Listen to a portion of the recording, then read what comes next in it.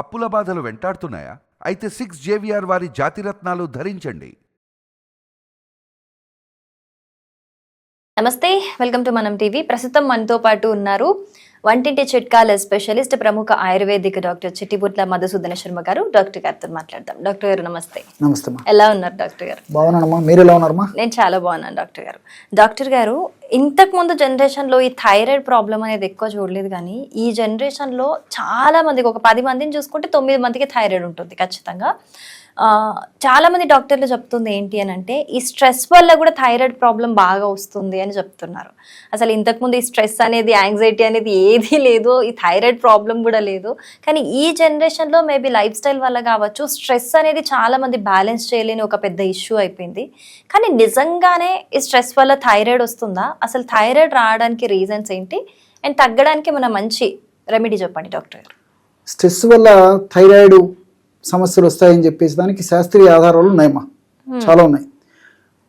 నిజంగా చెప్పాలంటే థైరాయిడ్ సమస్య ఒకానొకప్పుడు ఐడిన్ లోపం వల్ల కలుగుతుందని చెప్పేసి అభిప్రాయం ఉండేది. దానికి సంబంధించి అయోడైజ్డ్ సాల్ట్ కూడా మార్కెట్లోకి రావడం జరిగింది. ఇంచుమించు ప్రతి ఒక్కరము, ప్రతి ఇంట్లో అందరము అయోడైజ్డ్ సాల్ట్ వాడుతున్నాం. కానీ థైరాయిడ్ సమస్యలు కొత్త వస్తున్నాయి, ఉన్నటువంటి సమస్యలు తగ్గడం లేదు. దీన్ని బట్టేసేసి వైద్య ప్రపంచం కూడా మరొక కోణంలో ఆలోచన చేసేసి కేవలము అయోడైజ్డ్ సాల్ట్తో మనం ఆహార పదార్థాలను మార్చుకోవడం వల్లనే థైరాయిడ్ సమస్య నుంచి బయటపడడం కష్టంగా ఉంది, దీనికి ఇతర కారణాలు ఉన్నాయని చెప్పేసి ఒకదానికోటి కారణాలను అన్వేషణలో భాగంగా ఈ యొక్క స్ట్రెస్ అనేది కూడా బయటపడింది. మీరు అన్నట్లు అవన్నీ ఒక కోణంలో అయితే, స్ట్రెస్ వల్ల వచ్చేటువంటి కేసులు ఈ మధ్య ఎక్కువైపోయాయి. థైరాయిడ్ సమస్యలు, స్ట్రెస్, మానసిక ఒత్తిడి ఎక్కువగా ఉన్నటువంటి వాళ్ళలో ఈ కేసులు రావడం కూడా ఎక్కువైంది. యాక్చువల్గా ఈ థైరోట్రోపిన్ రిలీజింగ్ హార్మోన్ అని చెప్పేసి ఒకటి మన బ్రెయిన్లో హైపోథలామస్ అనేటువంటి ప్రాంతంలో ఉత్పత్తి అవుతుంటుంది అనమాట. ఈ యొక్క థైరోట్రోపిన్ రిలీజింగ్ హార్మోన్ బాగా ఉత్పత్తి అయినప్పుడే ఆ యొక్క ప్రభావం చేతనే ఆ హార్మోనే థైరాయిడ్ స్టిమ్యులేటింగ్ హార్మోన్ అనేటువంటి మరొక హార్మోన్ని పిట్యూటరీ గ్రంథి నుంచి ఉత్పత్తి చేయడానికి సహకరిస్తుంది. ఎప్పుడైతే స్ట్రెస్ ఉందో అప్పుడు ఈ థైరోట్రోపిక్ రిలీజింగ్ హార్మోన్ ఉత్పత్తి తగ్గిపోయేసరికి బ్రెయిన్లో మరి TSH థైరాయిడ్ స్టిమ్యులేటింగ్ హార్మోన్ సరిగా ఉత్పత్తి కాదు. ఎప్పుడైతే థైరాయిడ్ స్టిమ్యులేటింగ్ హార్మోన్ సరిగా ఉత్పత్తి కాదో దానివల్ల ఈ యొక్క థైరాక్సిన్ ఇలాంటి థైరాయిడ్ సంబంధించిన హార్మోన్స్ ఉత్పత్తి కావు, దీనివల్ల థైరాయిడ్ సమస్య వస్తుంది.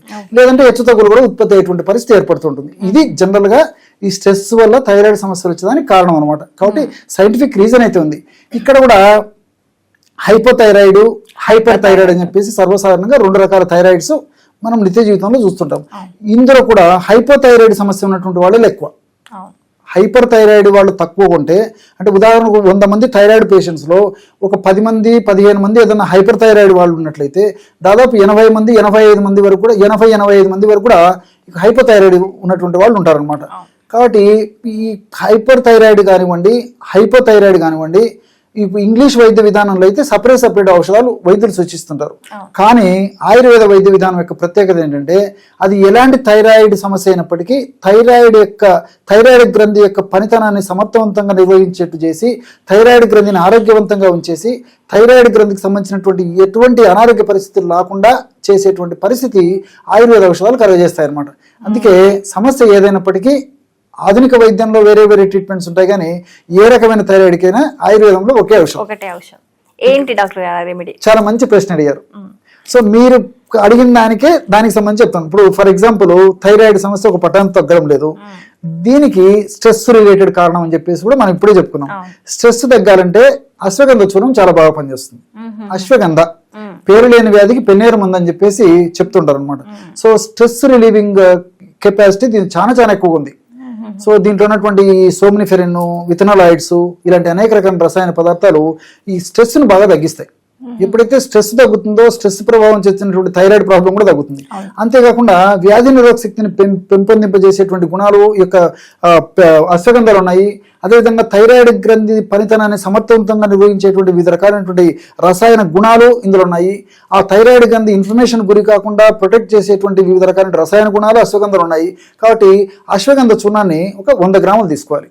100 గ్రాముల అశ్వగంధ చూర్ణంలో ఒక 25 గ్రాములు త్రికట చూర్ణం కలపాలి. 100 గ్రాముల అశ్వగంధ చూర్ణంలో 25 గ్రాముల త్రికట చూర్ణం కలపాలి. ఈ త్రికట చూర్ణం కూడా థైరాయిడ్ గ్రంథిని సమర్థవంతంగా తన పని తను నిర్వర్తించేటట్టు చేసేసి థైరాయిడ్ గ్రంథి వల్ల భవిష్యత్తులో ఇతర ఉపద్రవాలు రాకుండా ఉండేందుకు, అదేవిధంగా ఈ థైరాయిడ్ గ్రంథి వల్ల వచ్చేటువంటి ఈ యొక్క లక్షణాలు ఏవైతే ఉన్నాయో, అంటే హైపోథైరాయిడ్ వల్ల వచ్చేటువంటి లక్షణాలు కానివ్వండి, హైపర్ థైరాయిడ్ వల్ల వచ్చేటువంటి లక్షణాలు కానివ్వండి, ఆ లక్షణాలను తగ్గించేందుకు కూడా ఇది ఈ త్రికట చూర్ణంలో ఉన్నటువంటి పదార్థాలు ఉపయోగపడతాయి. త్రికట చూర్ణం అంటే పిప్పళ్ళు, మిరియాలు, శొంఠి, ఈ 3 పదార్థాలు కలిపి తయారు చేసుకున్నటువంటి చూర్ణం కూడా మనకు మార్కెట్లో దొరుకుతుంది. ఈ యొక్క అశ్వగంధ చూర్ణము, త్రికట చూర్ణము నేను చెప్పినటువంటి రేషియోలో కలుపుకొని రోజు ఉదయం ఒక్కసారి, సాయంత్రం ఒక్కసారి పావు టీ స్పూన్ పొడిని తేనె వాడదైనటువంటి వాళ్ళందరూ కూడా తేనెతో కలిపి వాడుకోవచ్చు. తేనె వాడుకున్నటువంటి వాళ్ళు ఎవరైనా ఉన్నట్లయితే 50 ml గది ఉష్ణోగ్రత ఉన్నటువంటి నీటిలో కలిపేసి తీసుకున్నా సరిపోతుంది.